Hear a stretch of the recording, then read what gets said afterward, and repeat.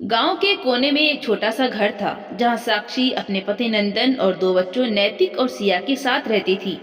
साक्षी एक साधारण गृहिणी थी, लेकिन समय के साथ उसका मोबाइल फोन उसकी जिंदगी का अहम हिस्सा बन गया। दिन रात वो फोन में व्यस्त रहती थी, चाहे सोशल मीडिया पर चैट करना हो या वीडियो देखना। बच्चों की जरूरतों और उनकी भावनाओं पर ध्यान देना जैसे उसकी प्राथमिकता ही नहीं रही। साक्षी के बच्चे नैतिक, जो 10 साल का था, और सिया, जो 7 साल की थी, हमेशा अपनी माँ के आसपास घूमते रहते थे। वे अपनी माँ से कहानियां सुनना, उसके साथ खेलना और बातें करना पसंद करती थी। लेकिन जैसे जैसे समय बीतता गया, साक्षी का ध्यान बच्चों से हटकर फोन की दुनिया में चला गया। नैतिक सुबह उठकर स्कूल जाने की तैयारी करता और सिया अपने किताबों को बैग में रखती।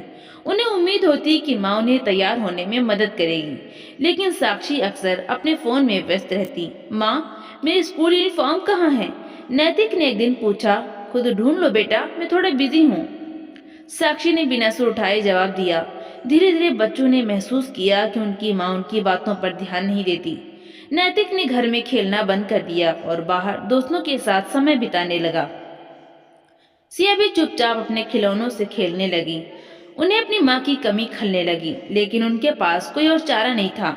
स्कूल में भी बच्चों के प्रदर्शन पर असर पड़ने लगा। नैतिक का मन पढ़ाई में नहीं लगता और सिया को होमवर्क में मुश्किलें आने लगीं।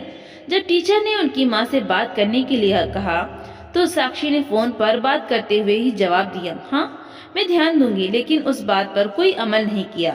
एक दिन सिया ने अपनी माँ का ध्यान खींचने के लिए किचन में दूध गर्म करने की कोशिश की। उसे लगा कि अगर वो कुछ अच्छा करेगी तो उसकी माँ खुश होगी, लेकिन दूध उबल कर गैस पर गिर गया और सिया का हाथ जल गया। वो रोते हुए अपनी माँ के पास गई, लेकिन साक्षी ने उसे तुरंत देखा भी नहीं। माँ, मेरा हाथ जल गया, सिया चिल्लाई। साक्षी बोली, अरे, तुम इतनी लापरवाह कैसे हो? जाओ, ठंडा पानी डाल लो। नैतिक ने यह सब देखा और पहली बार उसने अपनी माँ से कहा, माँ, हमें आपकी जरूरत है, लेकिन आप हमेशा फोन में व्यस्त रहती हैं। क्या आपके लिए हमसे ज्यादा जरूरी वो फोन है? अगर ऐसा है तो आप फोन के साथ खुश रहिए।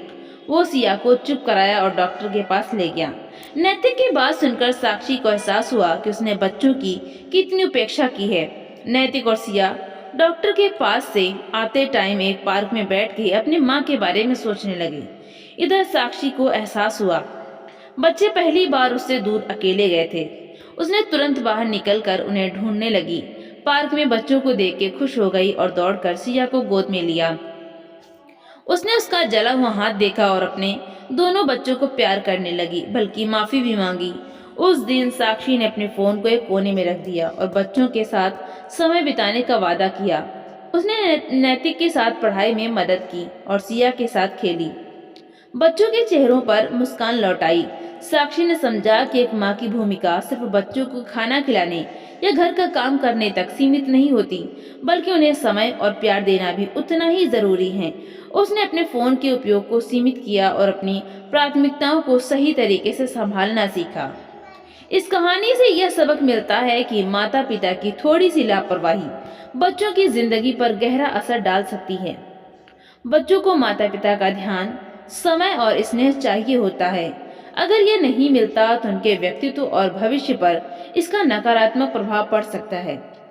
साक्षी की कहानी हमें यह सिखाती है कि तकनीक का उपयोग जरूर करें, लेकिन अपने परिवार और बच्चों की खुशियों को नजरअंदाज ना करें। बच्चों के बचपन के ये पल कभी लौटकर नहीं आते और उन्हें खूबसूरत यादों से भरने की जिम्मेदारी माता पिता की होती है। फोन का सीमित उपयोग, दिन में कुछ घंटे फोन से पूरी तरह दूर रहें।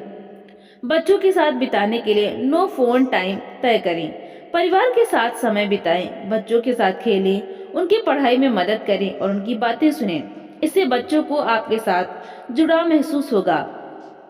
बच्चों के साथ पेंटिंग करें, कहानी सुनाएं या मिलकर खाना खाएं। इससे बच्चों का आत्मविश्वास बढ़ता है। बच्चों की समस्याओं को समझें। अगर बच्चे परेशान हैं या उनका प्रदर्शन खराब हो रहा है तो ध्यान दें, उनकी बातों को प्राथमिकता दें। एक स्वस्थ दिनचर्या बनाएं। परिवार के लिए एक दिनचर्या बनाएं जिसमें सभी साथ में भोजन करें, खेलें और आराम करें। तो दोस्तों, आपको ये कहानी कैसी लगी कमेंट करके जरूर बताएं। कहानी अच्छी लगी हो तो प्लीज वीडियो को लाइक करें, शेयर करें और हमारे चैनल को सब्सक्राइब जरूर करें। धन्यवाद।